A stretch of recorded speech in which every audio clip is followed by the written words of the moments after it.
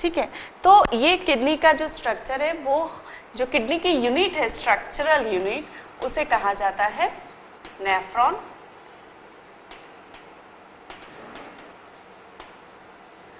और ये जो नेफ्रॉन होते हैं किडनी में, they are held together by a capsule, जो कि फाइब्रस कैप्सूल होता है। ठीक है, मैं अभी आपको कवरिंग के बारे में बता रही हूँ किडनी की, कि किडनी की कवरिंग कैसे होती है। अभी हमने इंटरनल स्ट्रक्चर्स देखे, उसकी कवरिंग में क्या होता है। तो जो नेफ्रॉन्स रहते हैं, they are held together by a fibrous capsule और then a layer of fat, और जिसे कहते हैं एडिपोस कैप्सूल। एडिपोस टिश्यू से बना होता है, इसलिए इसे कहते हैं एडिपोस कैप्सूल। और उसके बाद देन अ मेम्ब्रेनस लेयर,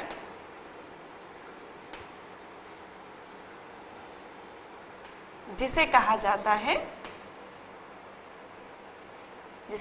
है रीनल फेशिया। अब इन तीनों के ही अपने कुछ काम हैं। जैसे कि मैंने बताया कि जो नेफ्रॉन है उनको प्लेस पे रखने का काम करता है फाइब्रस कैप्सूल, ठीक। और जो एडिपोस टिश्यू रहता है उसकी थिक लेयर होती है, फैट की लेयर होती है, और फैट लेयर होने के कारण जो है ये it work as a shock absorber. ठीक है, यदि कुछ उस पे ब्लो हुआ किडनी पे, तो यदि माइनर ब्लो है तो उसका इफेक्ट नेफ्रॉन्स पे नहीं पड़ेगा, क्योंकि वहाँ पे एडिपोस कैप्सूल होने के कारण, एडिपोस टिश्यू का बना हुआ कैप्सूल फैटी टिश्यू का बना हुआ होने के कारण वो शॉक एब्जॉर्बर का काम करेगा। उसके साथ ही जो रीनल फेशिया हमारा होता है, रीनल फेशिया वर्क एज अ,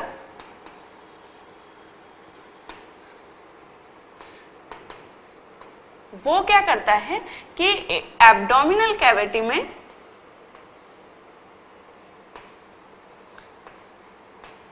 उसको प्लेस पे, अपने प्लेस पे बनाए रखता है रीनल फेशिया। ठीक है, in abdominal cavity it keeps kidney at place. Tightly जो है किडनी को जो है टाइटली ये बांध के रखता है, और ये एब्डोमिनल कैविटी से भी जो है अटैच्ड होता है। इसलिए ये जो रीनल फेशिया है किडनीज को एक स्थान पे बनाए रखता है, वहां से किडनी कहीं और नहीं जा सकती, just because of renal fascia. तो this is the 3 covering protective coating of kidney.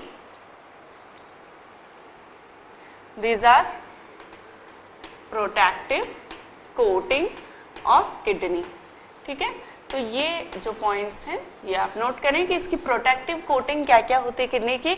एक फाइब्रस कैप्सूल, एक एडिपोस कैप्सूल, एक रीनल फेशिया। तीनों के क्या काम है ये याद रखें। ठीक, तो नेक्स्ट हम पढ़ेंगे कि यूरेटर का क्या जो है स्ट्रक्चर होता है।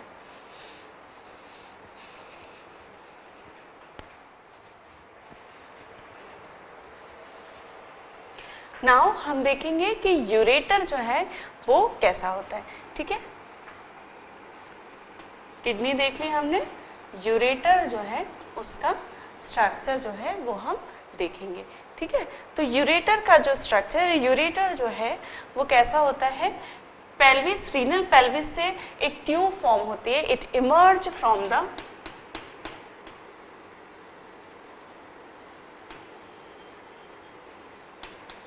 renal pelvis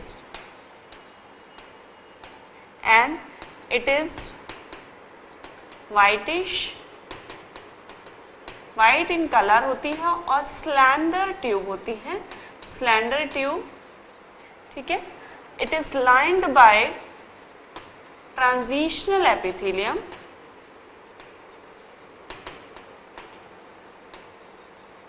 और then a layer of fibrous connective tissue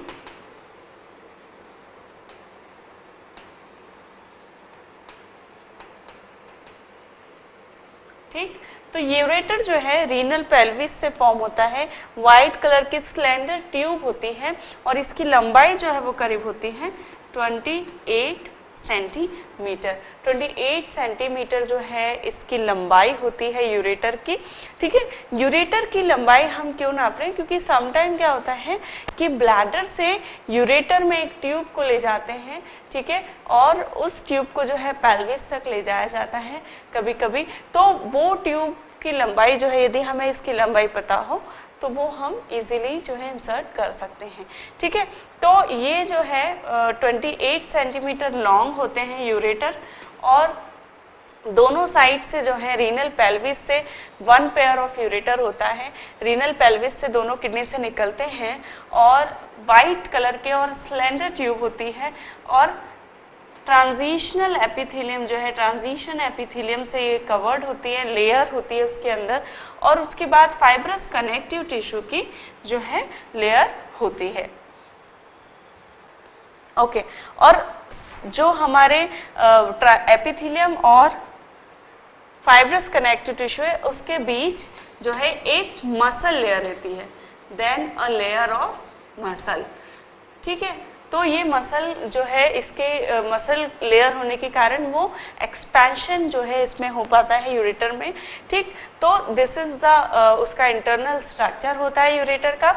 उसके बाद जो यूरेटर्स हैं, ठीक है, ये डाउनवर्ड जाते हैं विद एब्डोमिनल मसल्स के साथ और एब्डोमिनल मसल्स के साथ जो है they run downward, but at the end of abdominal cavity जो है ये क्या करते हैं,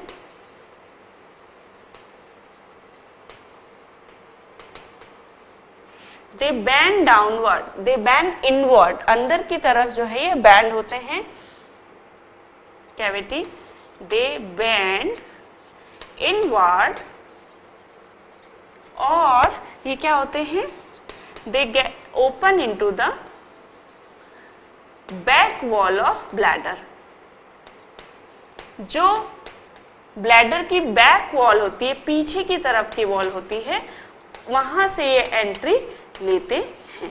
ठीक है, तो इस तरह जो कोर्स होता है यूरेटर का वो रहता है। ठीक है, ये स्ट्रक्चर है यूरेटर का और इस तरह यहाँ पे आप देख रहे हैं कि जो बैक वॉल है वहां से जो यूरेटर्स हैं वो ओपन हो रहे हैं। ये ओपनिंग ऑफ यूरेटर जो है अंदर ये दिख रही है, ओपनिंग ऑफ यूरेटर। ठीक है, ये मसल है, डेट्रूसर मसल जो होती है ब्लैडर की वो ये हैं। ठीक है, ये रेड पार्ट जो है यहाँ पे मसल्स को शो कर रहा है। ठीक, okay, so this is the structure for ureter.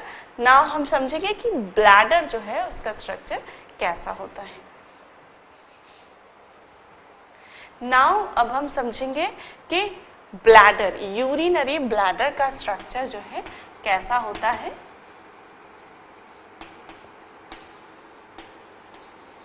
Urinary bladder जो होता है at the end of abdominal cavity जो है, यहाँ पे लोअर एब्डोमिनल कैविटी या पेल्विस कैविटी में ये रहता है और इन द पेल्विस, इसे पेल्विस भी कहते हैं। ठीक है, जिस पार्ट में ये रहता है उस एब्डोमेन के उस पार्ट को पेल्विस कहते हैं, क्योंकि यहाँ पे जो है पेल्विक बोन आती है, यहाँ पे पेल्विक बोन आती है और यहाँ इलियम रहती हैं और उसके बीच में जो है वो ब्लैडर रहता है। तो ब्लैडर जो है पेयर शेप्ड होता है। ठीक है, इसकी जो है वो मसल, इसकी जो लेयर होती है, इसकी जो कवरिंग होती है, जिस वॉल जो रहती है इसकी थिक मस्क्यूलर वॉल होती है। ठीक है, यहाँ पे जो है एक करके और दिखाया गया है ब्लैडर को। यहाँ पे एक और पार्ट है जिसे मैं आपको बताऊंगी, ठीक। सो पेयर शेप्ड रहता है ब्लैडर और थिक मस्क्यूलर वॉल होती है। इसकी मसल की 3 लेयर होती हैं, 3 लेयर ऑफ मसल, इससे ये बनी हुई रहती है इसकी वॉल। फर्स्ट जो है वो outer layer, then middle layer, then inner layer, ठीक है। तो इनर लेयर और आउटर लेयर जो हैं वो दोनों बनती हैं किससे?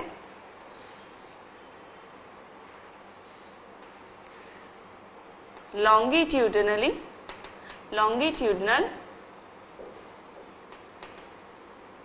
Muscle fibre.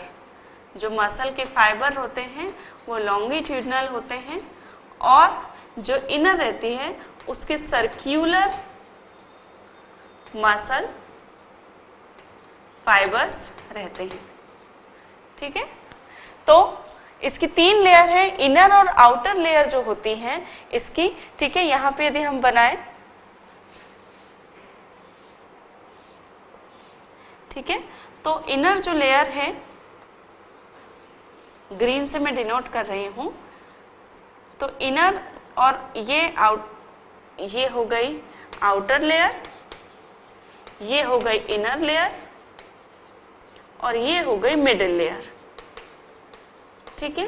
तो जो मिडिल लेयर है वो सर्क्यूलर फाइबर से बनी हुई है, सर्क्यूलर मसल फाइबर से, और इनर और आउटर लेयर जो होती है वो बनी होती है लॉन्गिट्यूडिनली मसल फाइबर से, ठीक है।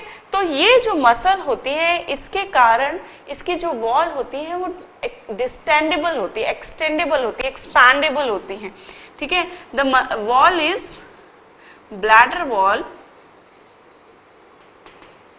इज एक्सपैंडेबल, क्योंकि मसल फाइबर होने के कारण काफ़ी इलास्टिसिटी होती है उसकी वॉल में, और इसलिए जब यूरिन का वॉल्यूम बहुत ज़्यादा होता है तो जो ब्लैडर की वॉल है वो एक्सपैंड हो सकती है।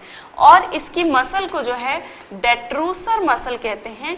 डेट्रूसर मसल इसलिए कहते हैं क्योंकि जब ब्लैडर की मसल कॉन्ट्रैक्ट होती है तो वो यूरिन को बाहर जो है वो धकेलती है, बाहर उसको ड्रेन करती है, और डेट्रूसर मतलब कि टू थ्रो इट आउट, ठीक है। तो दैट इज कॉल्ड डेट्रूसर, इसलिए इसकी मसल को डेट्रूसर मसल कहा जाता है।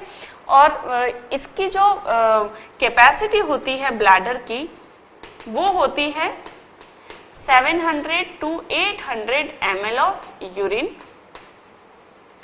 लेकिन तो इसकी जो हाफ ऑफ दिस वॉल्यूम, जो little bit more than half of this volume जब यूरिन ब्लैडर में आती है तो इट कॉजेज द अर्ज, ठीक है, urge for urination. So little bit more than half of this volume causes urging to urinate, ठीक है। इससे आधी क्वांटिटी जब आ जाती है यूरिन की तो फिर हमें फील होता है कि we have to go for the urination, ठीक है। तो ये जो इसकी कैपेसिटी है वो कैपेसिटी बहुत ज़्यादा होती है, ठीक है। तो ओके, ये हो गया। उसके बाद जो ब्लैडर होता है उसमें एक ट्रायंगुलर एरिया होता है। This is the smooth triangular area between the opening of both the ureter and the opening of urethra, and this is called trigonum vesicae, trigonum vesicae, ठीक। Triangular area between opening of ureter and urethra जो है is called trigonum vesicae, ठीक है। वैसिकी का तो मतलब है वो ब्लैडर से जो है माना जाता है। वेसिकी का मतलब इज ब्लैडर, ठीक है। तो ये ट्रायंगुलर एरिया, एक स्मूथ एरिया दिखता है ब्लैडर में between the opening of ureters and the opening of urethra, उसे ट्राइगोनल वेसिकी कहा जाता है, ठीक है। ये जो हमारे डेट्रोसल मसल्स हैं, they are controlled by the spinal nerves, ठीक है।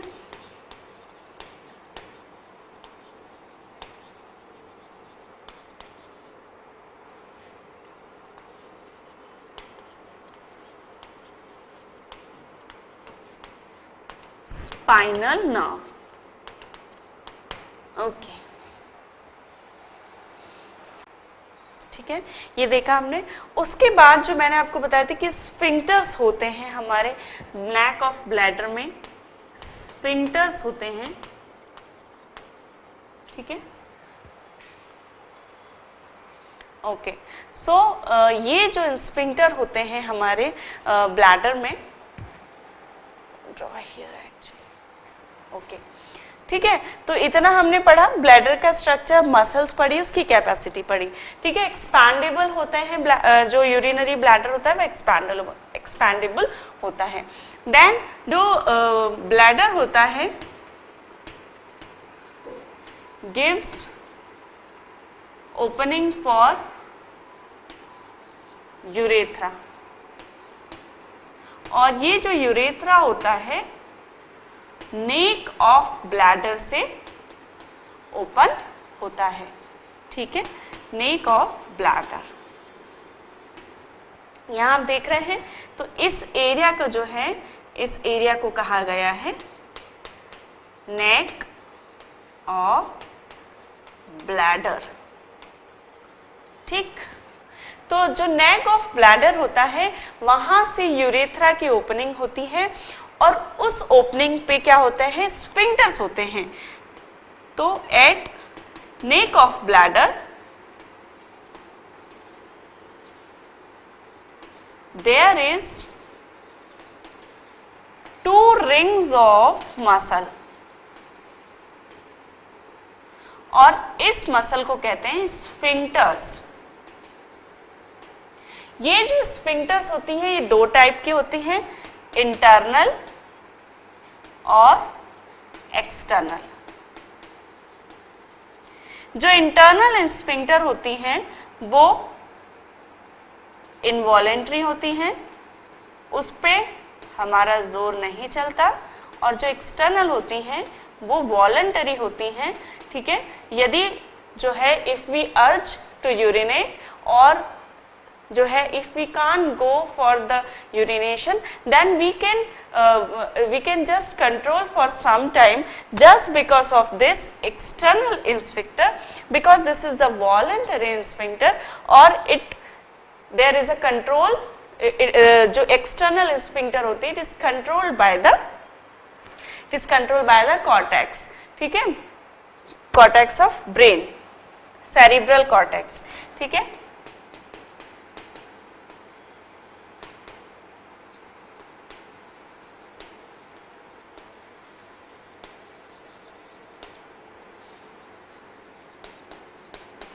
ओके, सो स्फिंक्टर जो है वो हमेशा क्लोज रहती है, वो हमेशा कॉन्ट्रैक्ट रहती हैं। ये यहाँ पे जो बैंड दिख रहे हैं, दीज आर स्फिंक्टर्स, और ये स्फिंक्टर की मसल जो रहती है वो हमेशा कॉन्ट्रैक्ट रहती है। ये तभी रिलैक्स होती हैं जब ये जो पर्सन है वो यदि यूरिनेशन के लिए जाता है, तभी जो ये मसल है, स्फिंक्टर जो है वो रिलैक्स होती हैं, और यूरेथ्रा जो है वो ओपन होता है, वहां से ओपनिंग होती है, और जो यूरिन है, ब्लैडर का कॉन्ट्रैक्शन होता है, और यूरिन जो है वो बाहर ड्रेन कर दी जाती है। तो this is a mechanism, this is called the micturition, ठीक है। आगे हम पढ़ेंगे मिक्चुरेशन की क्या मैकेनिज्म है, कैसे जो है एक पर्सन कैन यूरिनेट, क्योंकि at all the time even if bladder is filled there is no urination, तो why there is such condition, and this mechanism is called the micturition, ठीक। सो यहाँ पे मैंने बताया आपको दो स्फिंक्टर्स हैं जो कि ये कंट्रोल करके रखती हैं, ये क्लोज करके ब्लैडर को रखती हैं, और यदि इस स्फिंक्टर में कुछ प्रॉब्लम हो, गड़बड़ी हो, तो there may be a problem of involuntary urination, जो बहुत ओल्ड एज हो जाती है यदि पर्सन की, तो उस केस में क्या होता है, there is less control on the sphincter and they have the problem of involuntary urination या ड्रिबलिंग ऑफ यूरिनेशन जिसे कहा जाता है। तो ये स्फिंक्टर का is very importance, they are very important for the control of urination. ठीक है, so this is the bladder का स्ट्रक्चर। ठीक है, almost we have covered all the points. Okay, और ये स्फिंक्टर का एक और महत्व है कि जो चिल्ड्रंस होते हैं they don't have any control on any of the sphincter, but when the child is 2 years old, then he start to learn that how he can control on the urination, and then in the social condition if he cannot pass out the urine, he will control. So that is how he learns the control of sphincter or control on the urination. ठीक है, so this is the bladder structure, urinary bladder हमने देखा। Pelvis में इसकी location रहती है, pear shaped का रहता है। इसकी मसल्स बहुत इंपॉर्टेंट है, बहुत थिक वॉल होती है, 3 लेयर जो होती है मसल्स की उससे बनी हुई होती है, आउटर, मिडिल और इनर। आउटर और inner layer longitudinal muscle fibre की बनी होती है, जबकि मिडिल लेयर जो होती है वो सर्क्यूलर मसल फाइबर की बनी होती है। ब्लैडर जो है इस मसल्स के कारण काफ़ी एक्सपैंडेबल होता है और करीब 700 से 800 ml यूरिन जो है वो हेल्ड कर सकता है। उसके साथ ही लेकिन इससे आधी क्वांटिटी, थोड़ी बहुत ज़्यादा, आधी क्वांटिटी से ज़्यादा होने पर, वॉल्यूम होने पर जो है we have urging for the urination. ठीक है, इसे डेट्रूसल मसल भी कहा जाता है क्योंकि ये जो यूरिन को है कॉन्ट्रैक्ट, ब्लैडर को कॉन्ट्रैक्ट करके और यूरिन को बाहर निकालने में मदद करता है। ठीक है, एक ट्रायंगुलर एरिया जो है उसे कहा गया है ट्राइगोनम बैसिकी। उसके बाद जो डेट्रूसल मसल हैं वो स्पाइनल नर्व से, जो डेट्रूसल जो हमारी इंटरनल इनवॉलेंट्री जो होती हैं वो स्पाइनल रिफ्लेक्स से कंट्रोल होती है। ठीक है, control by spinal reflex.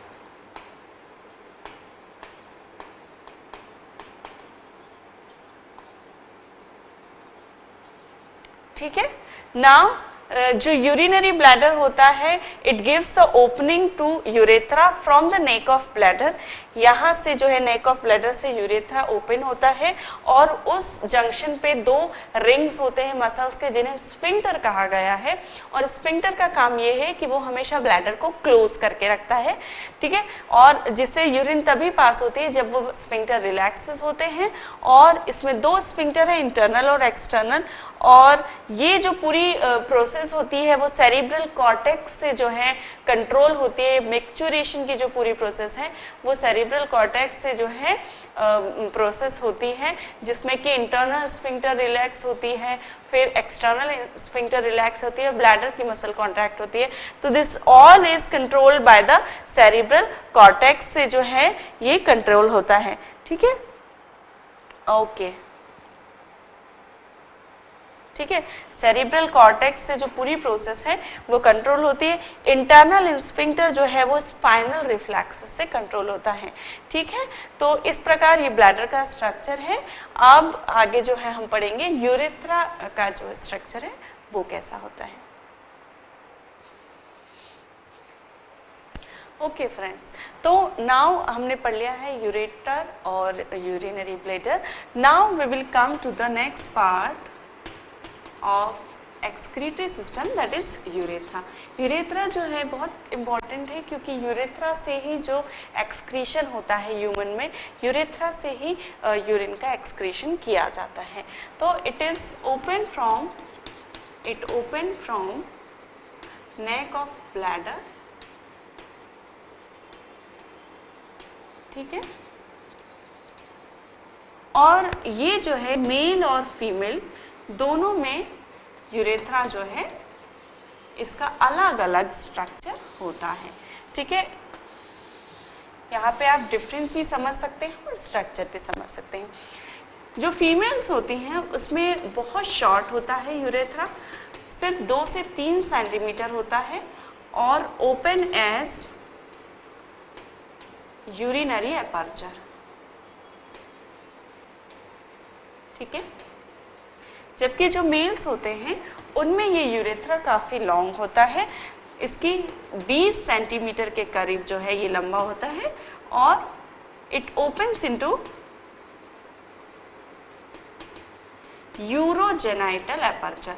Urogenital aperture इसलिए कहा गया है क्योंकि जो यूरेथ्रा होता है, male urethra, it also work as a genital organ, इसलिए इस एपर्चर को यूरोजेनाइटल एपर्चर कहा जाता है। ठीक है, देन जो मेल यूरेथ्रा होता है उसके 3 पार्ट होते हैं। एक तो होता है प्रोस्टेटिक, क्योंकि ये जो यूरेथ्रा है वो प्रोस्टेट ग्लैंड से होके गुजरता है। एक होता है मेम्ब्रेनस पार्ट और थर्ड पार्ट होता है पेनाइल, जो कि पेनिस में रहता है। ठीक है, तो ये हो गया, इसके 3 पार्ट हो गए यूरेथ्रा के, मेल यूरेथ्रा के, प्रोस्टेटिक, मेम्ब्रेनस और पेनाइल। जबकि फीमेल में ऐसा कोई पार्ट नहीं रहता, no such part into the female. और जो यूरिनरी एपर्चर होता है it is above vaginal aperture या जेनाइटल एपर्चर। ठीक है,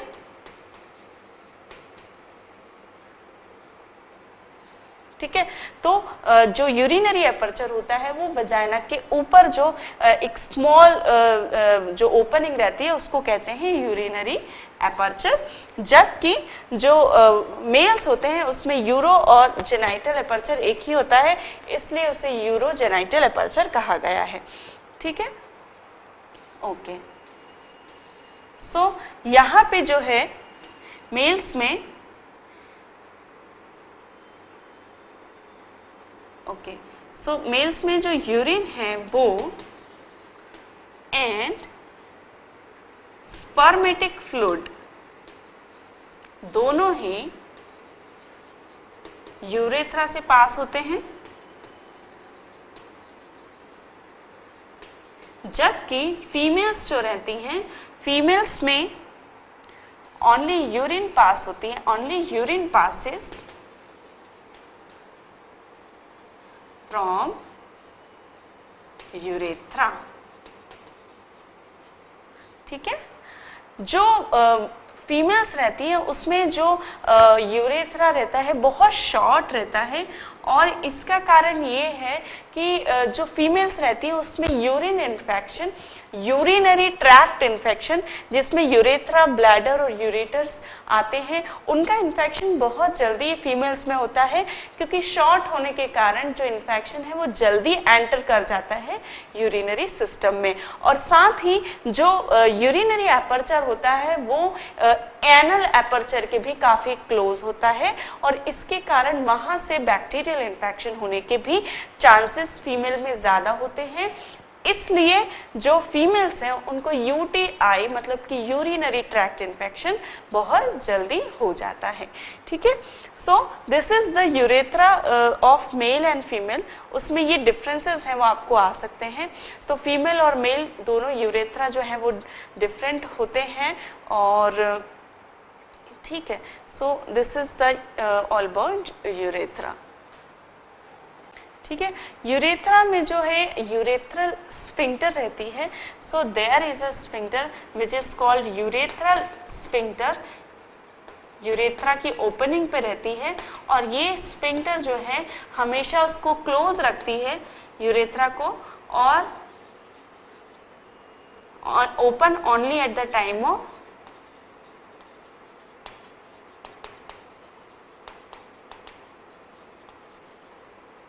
यूरिनेशन।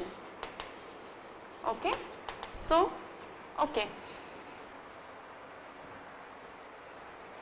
ठीक है, तो हमने देखा मेल्स में जो है 20 सेंटीमीटर लॉन्ग होता है, और फीमेल्स में ओके शॉर्ट होता है, it is around 3 to 5 centimetre. ठीक है, ये थोड़ा सा करेक्शन है कि फीमेल्स हैं उनमें शॉर्ट होता है 3 to 5 सेंटीमीटर, मेल्स में 20 सेंटीमीटर। इसके ओपनिंग को यूरोजेनाइटल ओपनिंग कहते हैं, जबकि इसको यूरिनरी एपर्चर कहते हैं। ये जो ओपनिंग है ये at the tip of penis होती है, यूरोजेनाइटल ओपनिंग, और इसमें 3 पार्ट होते हैं, प्रोस्टेटिक, मेम्ब्रेनस और पेनाइल। और फीमेल्स में ऐसे कोई पार्ट्स नहीं होते because it is very short. और यहाँ पे यूरिन और स्पर्मेटिक फ्लूइड दोनों ही यूरेथ्रा से पास होते हैं, जबकि फीमेल्स में सिर्फ यूरिन जो है वो यूरेथ्रा से पास होती है। यूरेथ्रा में एक स्फिंक्टर होती है जो कि इसको क्लोज रखती है और वो यूरिनेशन के टाइम पे ओपन हो जाती है। So this is the urethra के जो स्ट्रक्चर है और कैरेक्टरिस्टिक्स है। So this is all about urethra.